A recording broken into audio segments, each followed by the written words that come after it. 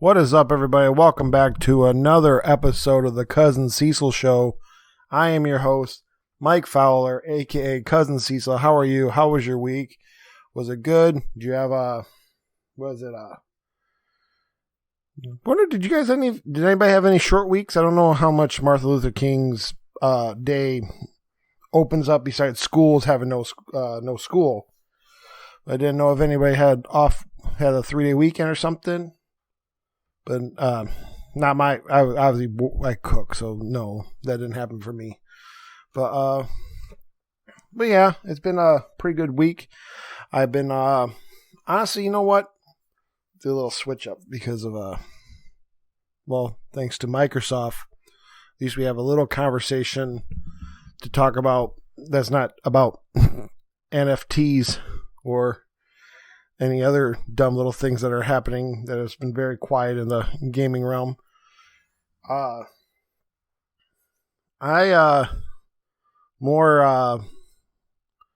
been thinking of I don't want to use the word crossroads because I don't think it's like that. But I'm in a spot that I want to try to do something different.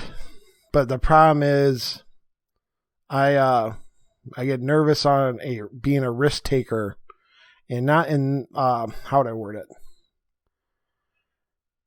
I don't care if I fail, but I would care more that I took, like a family with me. You know what I'm saying? Like, if it was just me, I'd take a risk and try something on my own. But obviously this is where, I bet money, there's a lot of people, not just men, but a lot of people have these thoughts of you want to try to do something different with your life midway through. Not trying to say it's like a crisis, but the idea of man, I would love to do something different and maybe get my life to feel more happy in the financial gains of you know what?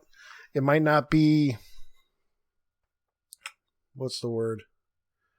Original or not original, like a very safe thing. Here's a spoiler for this week's TV. There was this moment when this lady is talking about her dad in the show that's going to be the hot pick of the week. Which is going to be called Midnight Asia. I'll describe the show at the end, but no, they had a small little story about this 87-year-old DJ.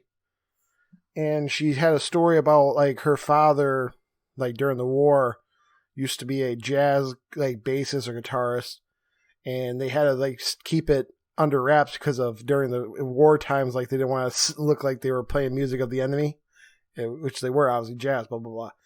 But the part that I'm trying to get to is, her dad in the story kind of basically did that parent thing you've heard, they sacrificed a passion for them, like music. And she said that her dad told her to kind of do not go into a music career because he didn't want them to get hurt or quote unquote, not be financially good in that realm. So that idea of in my head, and this is more behind the veil of my thoughts, this Whatnot app with the auctioning has not came through yet. I'm still in that weird window of the apps in there, but obviously just got to be approved. Hey, I knew where I put it in. Having a higher follower count, having actual background in selling is supposed to help. I just like the idea of having something new. So I've been thinking in my head, I'm I got to then do something. I'm gonna probably make an eBay page of some of these comics, and that is what I'm trying to figure out is probably gonna be pennies. And when I say pennies, the idea of oh yeah, something might pop off, $20 here, $20 there, and that's gonna be the small potatoes. But no, I'm in my head, I've been also looking this into, so I kind of want to say it to you guys, and not because of I'm not scared of there's going to be no one fucking poaching my ideas. but I kind of want to do like just sell random things that interest me. And like, so here's my point I'm trying to say. I've been looking into skateboard decks. I've been also in my head been trying to chat with the opportunities I was been lucky to have people on the show, of course, of like with comic books.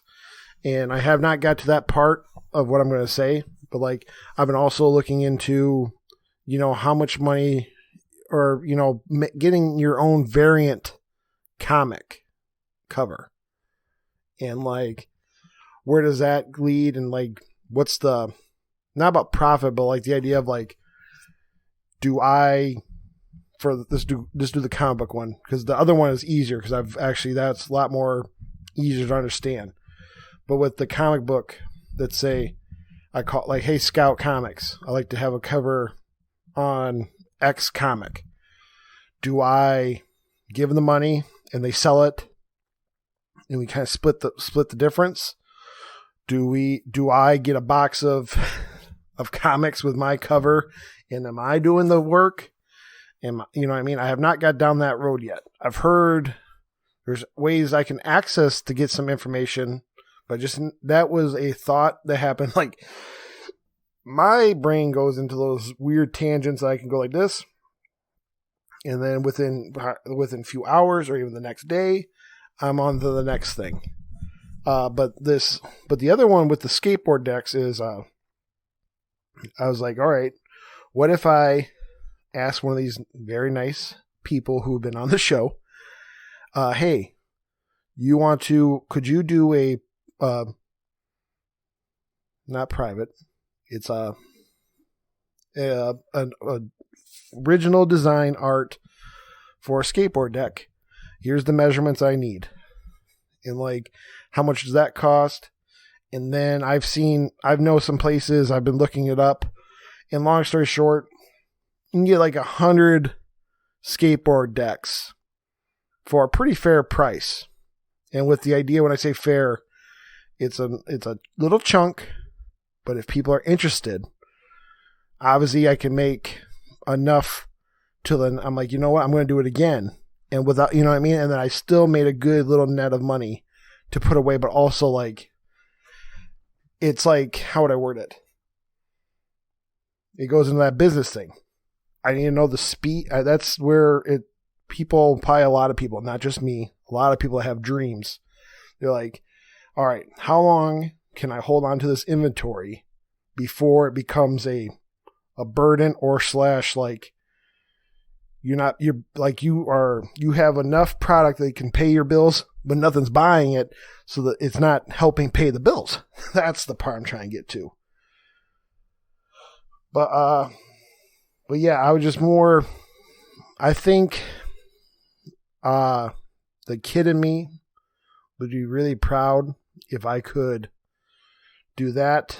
Maybe have that going. Maybe it's not in a full blown train rolling, but it can get to station, maybe a little pause at one spot and keep it going. And then we could like the idea of just, I don't know, having like I don't want to say financial freedom, but the idea of like being happy to wake up and knowing, you know what, I'm going to make my own money by doing something I love, in the sense of like making a product that I can be proud of / just be a nerd. Or like the idea of like just being that culture of having like the punk, you know, growing up being a skateboarder, being able to not feel like you're under someone's thumb. You are working for yourself and you're making products and people are interested. And like you can give back, well, not give back like that, but the idea of like you're making something for the culture of what you support. And I think it'd be really cool. And I'm just, I'm really in that window of also of how I grew up. Even like, okay, I think I've said it. Like my family owned a diner, and I got to witness the negatives a lot more than the positives. The idea of like you being in your own business, and the idea of I've seen the negatives outweigh the positives. Even though now I'm searching for the things that are probably the positives, like the idea of like, you're not working for somebody, you're doing this, boom, boom, boom. But the idea of that, and then also like my parents, especially my dad was like, definitely like that Asian DJ's dad, of like the idea of like, trying to push the idea, but he never was like the, you know what I mean? He gave me room, but also like, he's like, man, don't be like me. And then, look, I'm, turning my career, slowly turning into what he did. And that's been red flags in my head. That's where it also gets into like, man, I want to figure out something like the idea of like, and I know that where we live, like where I live, like it don't have to be that much to feel like it's actually working, for financial wise. But the idea of just having a draw and like people actually come to me looking for products would be really cool. And the idea of like, because in my head, I'm like, you know what? If I did skateboards, it'd be like the Supreme line. I'd get a product, maybe, and I'm very transparent with anybody who'd work with me.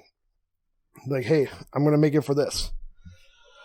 I want you to know that I'm going to make it like this. I'm going to ask for this much, and we're only going to do 100 of them. Blah, blah, blah. If I want to redo another 100 of that same picture, I'll throw you some more. I'll throw you another little stack of cheese for it. You know what I'm saying? So in my head, like, just in my head, I have it. Just obviously, I need to do the old infamous Spider-Man Into the Spider-Verse thing. That's it, Miles. All it takes is a leap of faith. And, it's scary. But that's on the here nor there of the idea of like, those are some of the thoughts in my head. It might sound like he's depressed. No, it's the idea of like, I'm just thinking.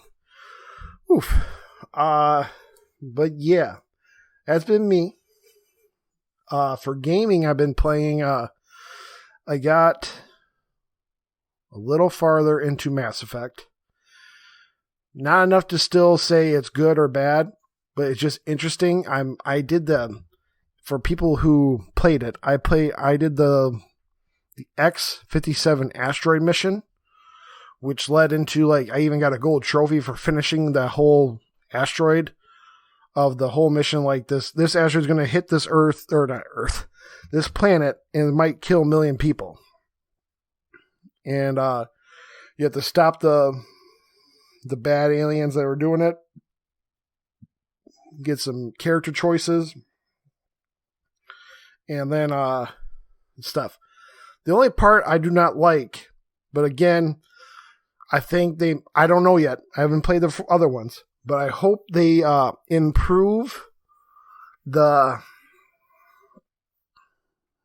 UI. So if I make a checkpoint, maybe they have it presented in the actual game and not just the little compass on the bottom right map of like, all right, yep, you're going the right direction. Here's a little V of your vision you can see. And you obviously see that the little white flag's in this crosshair, so you can keep going forward. Even though there might be a mountain in front of you, there might be this in front of you. But you can go forward. But I wonder if also I just lucked out in how I'm going to say it. But like your first mission after the Citadel and you become a Spectre, which is the intergalactic police person with Shepard. I think it's interesting. I picked the map that involved the car. So I'm like, oh, so you just drive around these planets, stop, and maybe go into a building?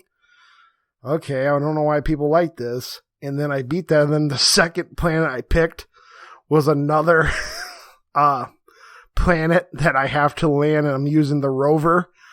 And I killed this weird sandworm. And when I want to say sandworm, it's more like a sand uh, like the top side of a scorpion, but it was spitting acid at me, and it was luring rangers with a distress beacon. It was like it's bait to get them into the pit. But I thought it was kind of interesting. I'm like, okay, I've done 2 for 2 different planets that I still am using a car to get out and then stop, get out just to scan something, get back in the car. I'm still trying to figure out why people like this game.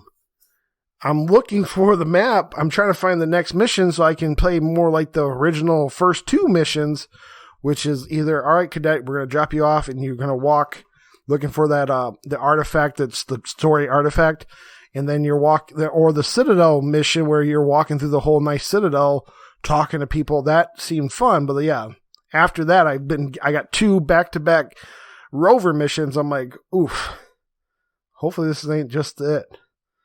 I'm still working on that. So, but it is not bad. My brain is tuned off. Leveling up because they do the legendary edition. I just been doing auto leveling perks. I still not understand. I don't understand what is being leveled up or what is benefiting yet. But that. I've also, I think Mass Effect 1, don't know about 2 or 3. I think Mass Effect 1 has a little bit of too much clutter of I've been picking up weapons, but I do not there's not been a moment that has made me go, all right, I need to stop walking to change my gun. The only time I think about it is when I got back on the Normandy. I'm like, let me look at these guns, and I can only change my Shepherd at that moment in time. I'm like, shoot, I got to remember to do it when I have my squad with me. But yeah, I've also played a little Fortnite. They brought back Tilted Towers for the 4-year anniversary of Tilted Tower. This is the first time in it was like 3 years and some change, but they finally put it out for the anniversary. That's kind of cool. And then for news-wise, for a comic one, apparently in April, they are Joshua Williamson said that DC, we were going to kill the Justice League for like a 30th anniversary homage to the death of Superman that happened 30 years ago. And right now, that's all I know. I don't like it.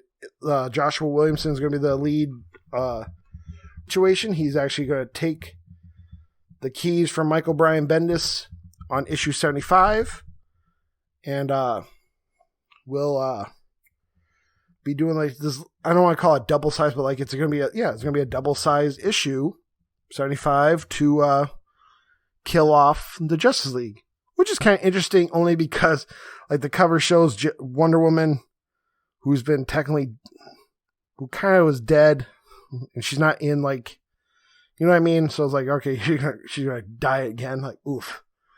A lot of the Justice League that has been running Justice League right now has been new characters, so they're just bringing the people who have been kind of like the advisor overseers. The original 7 is going to be... Actually, no, Black Adam's going to be on that cover too, so... But I'm looking forward to what happens after. I want to know how long they're going to actually have the original 7, quote-unquote, killed. How long they're going to let the new people who would take their mantles have some breathing room before they like go, psych, we're back. So I'm interested to see that. But yeah, I mean, the rest will be hot picks. But no, I've been fortunate enough to also read, catching up on, this Wednesday is going to be issue 55 of Saga is going to start again, which is the Image comic from Brian K. Vaughan, the author of Why the Last Man. Basically, I have the compendium of the rest of the original run, and I'm at like issue 30, we'll say 36. it is very interesting, and I understand why people put it up there like next to Why the Last. I think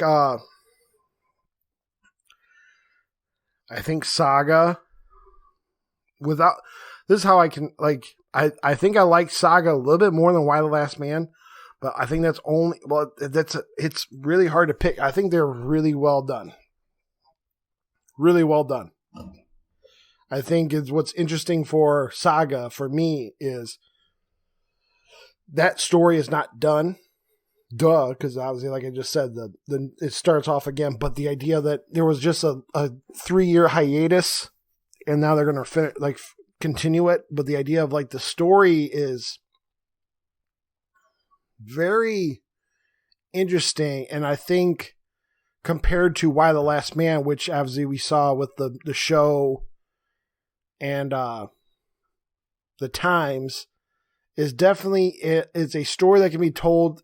It could stand the test of time, but it also is time locked in a situation that involves where women were in the household, workplace, yada yada yada, in the early 2000s, which obviously goes out of place, and also how medicine has went into, just how people can do be like transsexuals can fight shit. You know what I'm saying? The idea of, hey, you can truly become a woman. So obviously that changes the factors and all that shit of how the Why the Last Man's formula or virus worked. Saga is I'm sorry, I should have said this at the beginning. Saga is a kind of a space opera. So the idea of like it's a Star Wars, but with the focus, without spoiling it, is being a parent. What we're used to in this day and age of like, that's why I think this could stand the test of time, this story. It might be aliens talking about it, but it obviously is talking about very notable things that have been going through life, parenting, military war stuff, all these little things that anybody can talk about now. So, but Saga is definitely way more. I wonder if Brian got some stuff seeing when he did Why the Last Man, and then he's like, you know what? Maybe go to Aliens so that there's no like conversations about like there won't be no time lock like how Why the Last Man about society. It is I don't know how he writes, in the sense of I don't understand how someone could write so well and then be able to talk with a artist who is obviously the co-creator with it too, in the sense, because that's how some of these independent ones work. But the idea of that boggles my mind, being able to know that there are people that can go on the same wavelength and describe a story and illustrate it and write it in a way that it feels light on its feet and whimsical for a lot. And there's a way more tits and dicks and a lot of shit in this one compared to like his other stuff, but it works. Yeah, I'm kicking myself in the ass because without knowing him before, I have his other Image comic series that was only like 6 issues, and they just said fuck it, called We Stand Guard. It was like some weird military story about Canada, and there might be a chance that who knows, that might. But also, if Brian K. Vaughan's Why the Last Man didn't make it, I don't think they're gonna be looking at his stories now. So I could be wrong, but I could, that's interesting. But Saga has been very interesting. I've been feeling like an old person. I've been reading it right before bed, because also when I read, for some reason, when I'm like finally sitting there reading in my head, and I start closing I'm like, all right, time to go to bed. But yeah. So 25 minutes in, let's actually get into the gaming news. Yeah, what happened this week? Oh yeah. Microsoft has put I don't want to say bid, but they're in the process of acquiring a very small studio, well, third party, publisher, a little one just called Activision. They bought Activision, and obviously got to wait for the I's to dot, cross the T's. That will happen in June 2023. I don't think it's actually next year. I could be wrong. I think that's how long maybe I am wrong. Maybe it is 2022 because I can't remember how the quarters work. But yeah, they bought them for $68 billion with a B billion dollars. And of course, when that opened up, everybody had a conversation just like Bethesda. I've literally felt like I was people were like, all right, let's go back to the September 21st when they acquired Bethesda. Let's copy and paste all these, except we're going to switch Bethesda into Activision or ZeniMax. We got to make sure it just says Activision. We're going to say, what does this mean for Activision games? What does this mean for ZeniMax games? It's still time will tell as time of recording, besides the idea that there's been this weird, I may be saying it like I'm trying to blow it off, or maybe it was a straight off answer, but I don't think it is. After the purchase inquiry, Phil Spencer said they've already talked through PlayStation, Sony people about Activision games, blah blah blah. Long story short, because there was a good 2 days before this answer came out, they're like, Phil goes, Call of Duty is going to stay on PlayStation. For your question about what's going to happen with the Activision acquiring their studios.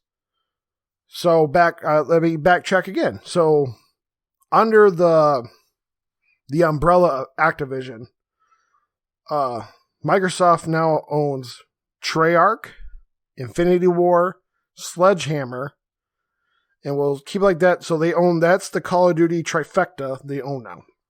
They own Call of Duty. That's the crazy part. They also own obviously all the, which have became Call of Duty engine running studios, but Toys for Bob, Ravensoft, that one that does Tony Hawk. I want to say it's Psyonix. And they also own Blizzard. Excuse me, I didn't even say it. It's Activision and Blizzard. So they have then for IPs, they own Diablo, they own World of Warcraft, or Warcraft if you want to call it, StarCraft. They own Hearthstone. They also own King, because Activision owned King. So they have the Candy Crush on the mobile scene, plus Hearthstone. So those are the top two probably mobile games out there, in my opinion. And they technically own Crash Bandicoot and Spyro the Dragon, Tony Hawk's Pro Skater as well, Guitar Heroes, DJ Hero. It's a big pull. Is it $68 billion worth? Yeah, if it's run right, because this buying it apparently means they also made the stocks go up to, for basically Activision people. So Bobby Kotick will approve, because obviously it made it so $68 billion made every share go up to $95. I didn't go to financial college, so I'm just saying what they said. So it obviously it's good. And the idea that there's two ways to look at it. Let's go positive before negative. Positive is when this finalizes, it's been kind of almost confirmed by even Activision or whatever, like Bobby Kotick and his very toxic, terrible running. Granted, I'm going to say with a grain of salt, he did make a studio that was worth $68 billion. So we're just saying that. I'm not saying he did it right. I'm not saying that. But the idea that some people are like, he is a trash person. I'll say that. He is a trash person. He wanted to buy some games journalist websites to help boost up the positivity of Activision during these hard times. That came out too. But the idea I'm just saying, so the positive is there will most likely be a cleanup house of Microsoft going in and cleaning up the toxicity of Activision Blizzard. That's good. That means, sorry for the adjustment of my chair, but that means we're going to have a lot more safer, a lot more,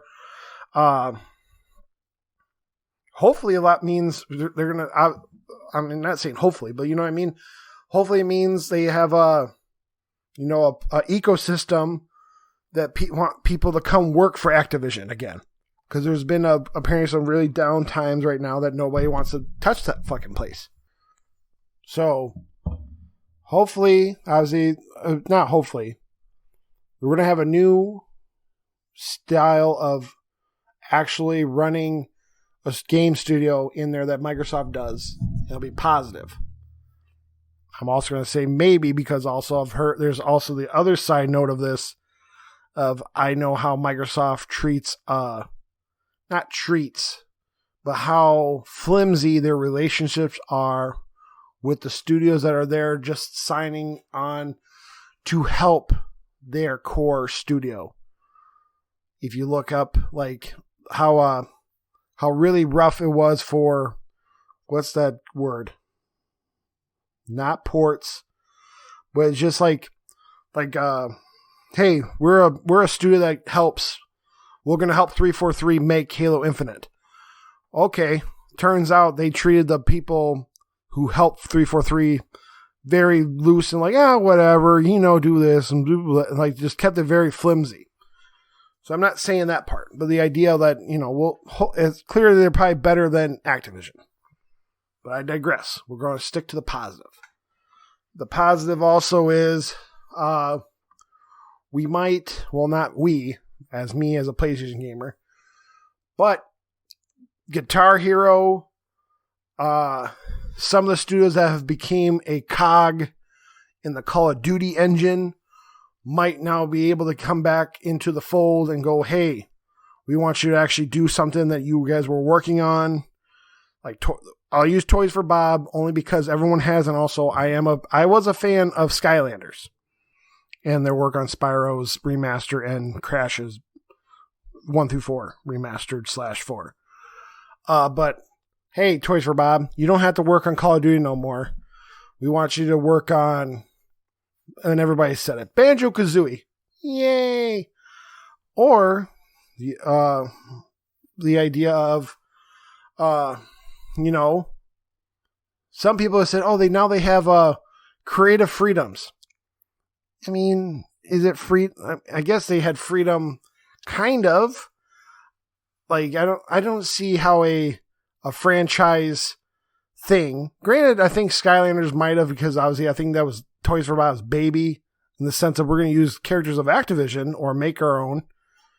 So I can see where it could work like that.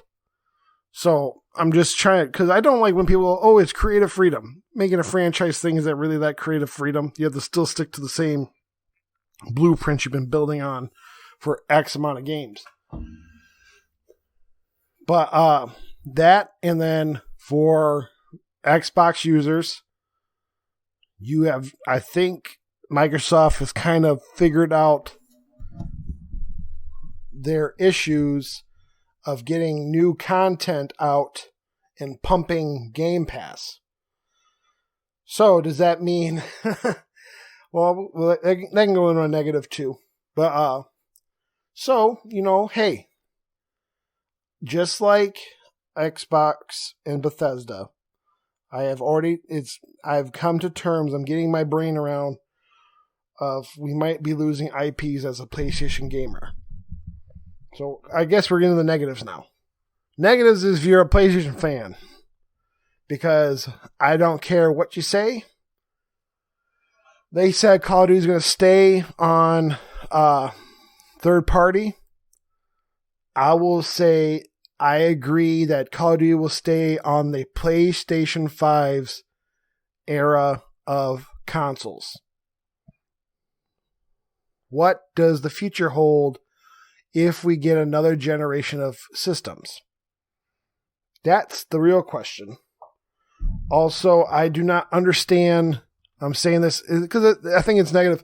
I also don't understand or like this whole collect everything and kind of put us in a wall of like you need to sign up to the subscription plan or else. Like it's almost like Amazon did. Well, I think people are saying it is like how Amazon did in their markets. So Game Pass is turning into the Amazon markets of gaming. So, like,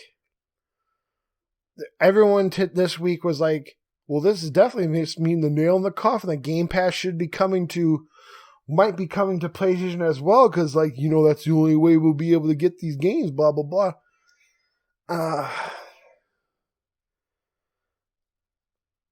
It's a tough pill, because also, like, my part of it, because I don't think about like this during, or like if Game Pass came to PlayStation, even let's say they even did a switcheroo, because it's a very smart thing I heard this week.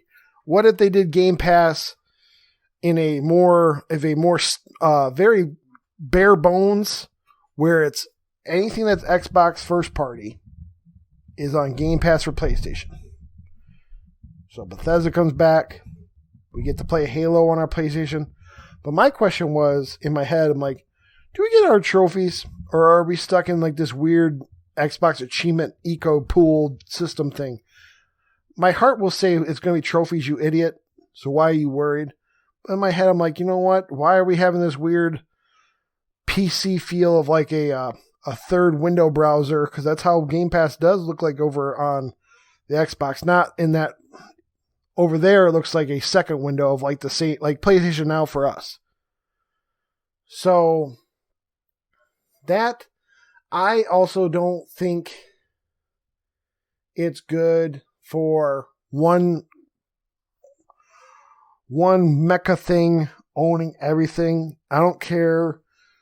I also don't like seeing the person they just they can throw money. They don't do it in a weird, I can't believe that Destin Legary made a video trying to say Sony's been gobbling up studios left and right for years now. When you see how do I word it? You see the receipts that Sony does. Hey, we're going to work with you. Does it work? Yeah. Hey, we're going to do step 2 of this plan.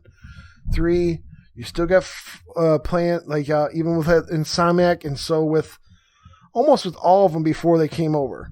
Like Insomniac went over to Xbox and tried to do something. Hey, it didn't work out at the end of the day. So they came back and they finished the deal, and they're now exclusives. But that feels, maybe it's also me thinking of it in the old way of looking at it. So I'm not trying to say I'm not open to a new thought, but the Xbox way of just buying studios when they're like, just gimme. It just seems like it could be painstakingly bad for honestly, I don't even know who it's bad for. So maybe I'll take that part back. The part I don't like is also like people are, I guess I don't like the gamers backing up this weird subscription plan in these weird times, or like the idea that they said, at least is Microsoft, not Tencent. None of these podcasters have talked about Tencent for over a year, even though Tencent has, and one of them even said Embracer Group. I'm like, Tencent and Embracer at least then are like people that are just collecting shares, but letting them putting out on third party for everybody. So they're obviously trying to get the biggest net. This thing makes it into exclusives, and I think that's why I don't like Microsoft's Game Pass, because it goes into the opposite. Now, if Game Pass became this is where I also was thinking, like, what if Game Pass gets so big, what if they lose their system? What if they quit doing Xbox? Because the software side of it is probably more easier for them, in the sense of there's been a bunch of talk how they said Xbox has never made a profit off of hardware. Okay. How many times will they keep letting this loss happen, quote unquote? Or they could just be a third party window of a third party. I think it would also cut some of the prices down too for this down the road. What I'm going to say, Game Pass prices are going to go up. They're going to keep on trying to do all these indie games, which obviously more power they need to pay them to. Activision Blizzard are very huge that there's no way it's going to stay at $15. Where's the cap? I literally heard people this week go, $25 sounds beautiful, sounds great. I don't want to, and people go like this, I'm subscribed to TV. Then that's on you. That's on, if you can have that kind of cheese and spend for all these different TV channels and then just blow it in the wind and not think about it, that's on you. And also I think it's again, like I said last week, I think it's very funny. Everybody who's been pumping, wanting Game Pass, has all three consoles. I don't understand where you want the Xbox to have the biggest part of this thing when you have all three anyway. Don't you want it should just be like how it is. Is it that, if you have time to keep paying for Paramount Plus, you can have time to stop paying for Paramount Plus and then just buy the game that you're looking for instead of hoping it comes onto a subscription service. But but the idea of, I think somewhere down the road, one's going to happen. The game price is going to go up. But I like to just more keep it on record because I think it's interesting. I think I could see Game Pass be also the nail that actually eliminates the actual hardware of Microsoft Xbox. I think that's a way to look at it too. But right now, as a recording, we're on the January 23rd of 2022. It's in the air. They still have to wait for the finalization to make sure it's not some weird monopoly thing. I highly doubt it, just because I have a feeling, even if it was, somehow the U.S. government and the Microsoft themselves, I don't think they'd turn a blind eye or some shit. You know what I mean? So I'm just sticking to that. So right now, Microsoft owns Activision in our heads, and people are already contemplating that. And I think it's also kind of funny. This accusation made people start dropping receipts for every other studio, thinking. And I do not understand the tribalism of Xbox for how would I word it? With the tribalism of PlayStation. I personally think PlayStation has back-ended that feeling, let's say tenfold by now. Let's say that tribalism happened because, for me, I'll use me as my opinion. PS2 and PS3 eras were the last time I had an Xbox and Xbox 360-esque idea. But then seeing how Xbox was back then, maybe got a little cold to them, and I went to PlayStation, and they've been backing up my feelings towards them each generation. Xbox is very we have a dream, and it just never goes through the way that they imagine, in my opinion. But for some reason, this subscription thing, and then people seeing them open up their wallet, has been getting them to get like they need a new towel to go stand by them when they watch Xbox for some reason. I don't understand where people like to say, look how much money they spent on a studio and they never got a game yet out of it. They spent that, we're also, it's just weird. Very weird for the Xbox. I do not understand where people are so entwined to, I like the subscription service. I would never play XYZ game. Well, that's on you. Because like on PlayStation, and also how we do on the show, I try to highlight those indie showcases so that people understand those games are coming out too. So, it's a double-edged sword of me doing my due diligence, where people might just need that subscription service of like, look at this new game to play. I don't know. I'm also been realizing that there's a lot of people who I think are in the gaming spectrum also are not like they don't read on anything. You know what I mean? Or like they know they don't know internet culture. I don't think it's pop culture. I think internet culture. Maybe I like having my finger on the pulse of the brand new internet culture. So maybe that's on me. Maybe I'm a little advanced on that side. That's another story. But yeah,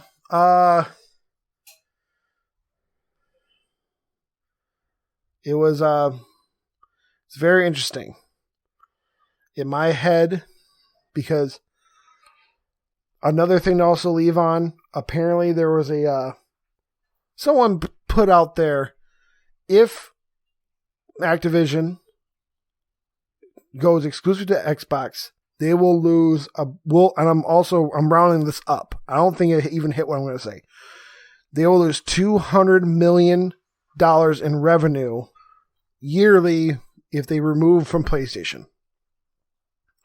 Will PlayStation survive without the $200 million of the percentage cuts they do? So obviously, I don't think they get full $200 million, but they obviously get those percentage, 30%, whatever. Could PlayStation make it without it? In my opinion, after someone put that on the paperwork, I think yes, we could PlayStation could survive. Would it? It'd be a very interesting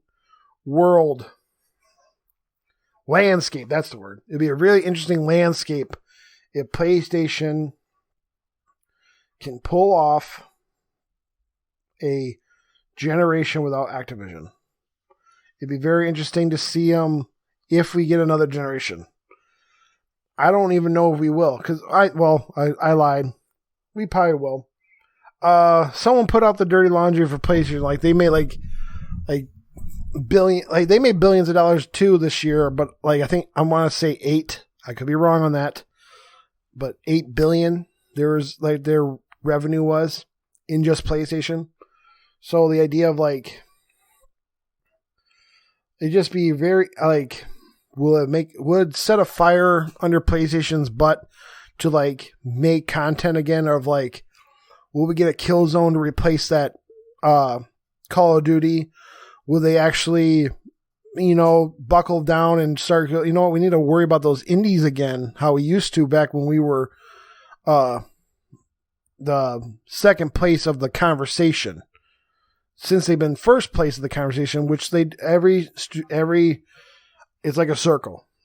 They're in first, so they don't talk as much as how Xbox, when they were at 360 era, they weren't talking much, and then PlayStation came up from behind and was doing all the other stuff. But I really think if Call of Duty, because like also the other, we'll call it a timeline.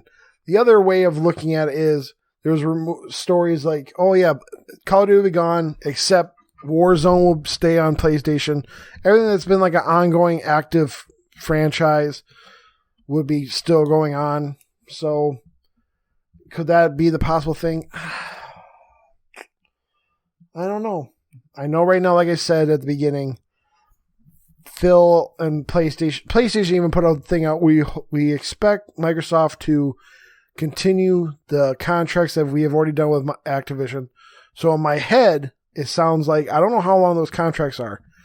Did PlayStation already set up like, yeah, we want the map packs exclusives like we were doing, or Play It Here First of Call of Duty that they've been doing since the PS4 era when they got it back?Maybe. I don't know if I don't know if it's an annual thing. I don't know if I don't know. But very interesting times. I like nothing like feels like feeling that the carpet's being pulled from under me how I game to have to go switch to a different system if the feeling gets too much, in my opinion. I know that was a big old clusterfuck I just said, but hey, you know where you're at. You know what show you're listening to. But yeah, that's about it for this week. This week's hot picks. For music, I gotta double check the name of it. It's Brown Eyes and Backwoods by Tom the Mailman. And then for TV, we kind of touched base a little bit. I'd like you all to go watch on Netflix this show called Midnight Asia. It's a 6 little episode documentary it's basically about different Asian cities after dark of like all the little alternative things that they do. And it was very fun to watch the first 2 episodes. I'm going to go back up and watch episode 3 is about India, about Mumbai or Mumbai. Yeah, Mumbai, India. And I like to see what that is. And for comics, we'll get down to Boom Studios. Do I see any number ones?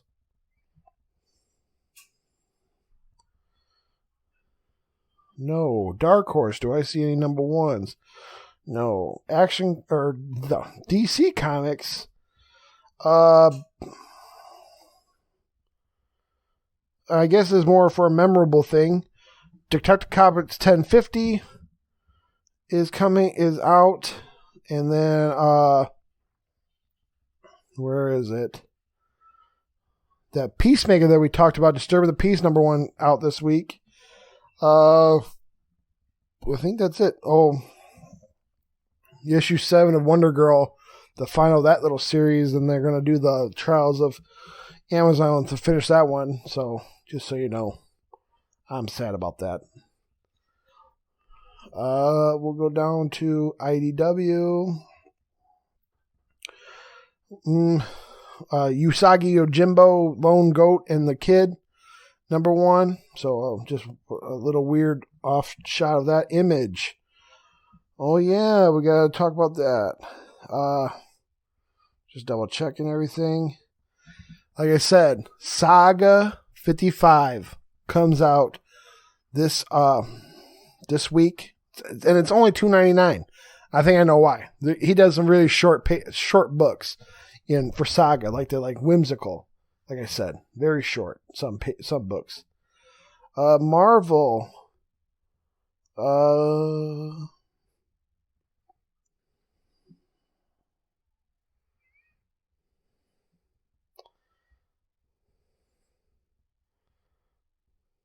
Marauders, annual number 1. So an annual story about Marauders, an X-Men thing.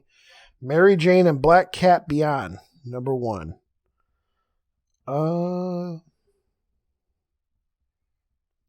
The X Deaths of Wolverine, because apparently they're doing this flip-flop story. Last week was the X Lives of Wolverine. This one's the X Deaths. They're trying to probably hold on to that little Hickman feeling of like reading two different books of the same story flip-flop. And then we'll go down to Scout. Nothing. Anything from Vault? Nothing from Vault. And I guess for Zeniscope, All Guts, No Glory, #1. But yeah, like I say, also more of the touch base. There will be a bonus episode on Wednesday, and it's more me shaking the dust off of doing a bonus episode. So hopefully you enjoy it. And I also feel more bad for for the fella because his Kickstarter is already up by the time you hear it. But again, please go to the links of that bonus episode, and you'll be able to you can still read the comic that he's doing, because he did this weird Kickstarter of like, you want a foil copy of it. That was the Kickstarter. You want to read it for free? It's on his website. And it's a pretty cool anthology. But yeah. Until next time, be good to each other. I'll see you next week. And peace.